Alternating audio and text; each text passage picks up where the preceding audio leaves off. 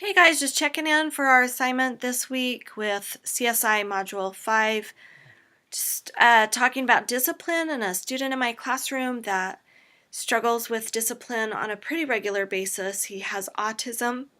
He would fall into the moderate category of special needs. We work with him on a pretty regular basis with behavior, like I said. The incident that I will share with you just happened this last week. He was intentionally non-learning or choosing not to do an assignment in a learning strategies class. In this class, they get to choose just about everything about their environment. They get to choose where they sit, who they sit by, what tools they use, what assignments they get to choose. So he chose an English assignment. In that particular class, he has a 0 with 2 weeks left in the term. His mom has asked that we work really hard with him to get some things turned in, and so, and he knew this, and that's why he made that selection, I believe.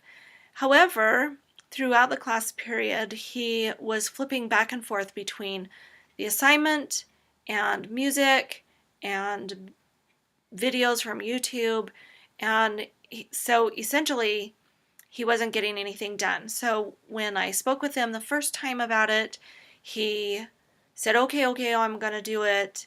And then he opened up a document and started typing in the document, made it appear to be an English assignment. When checking in with him again in about 5 minutes, I discovered that he was actually writing his own story, and which he's been working on throughout the year. However, the English teacher won't accept it as part of an assignment because it doesn't fit into the learning that's been happening this term, which was argumentative writing, and his was narrative writing. So I talked with him about it, and I said, this isn't the assignment you told me you were going to work on, and he insisted that it was the assignment and that it came from his English classroom, and that I was picking on him, and that he didn't have to work on anything that he didn't want to work on. And I agreed that, it was up to him. However, it wasn't okay for him to be disruptive to the rest of the class. And at which point the reason for that comment was that he had become loud and disrespectful. So we followed through with his behavior plan, walked him down to the principal's office, and had probably a 10-minute discussion with the principal about behavior and how his behavior was impacting his education, and the things that we have previously discussed with him before. The principal really did a pretty good job of visiting with him, I felt like, and upon the end of the conversation, the student stood and left the room, but he apparently was still really super upset, and he slammed the door.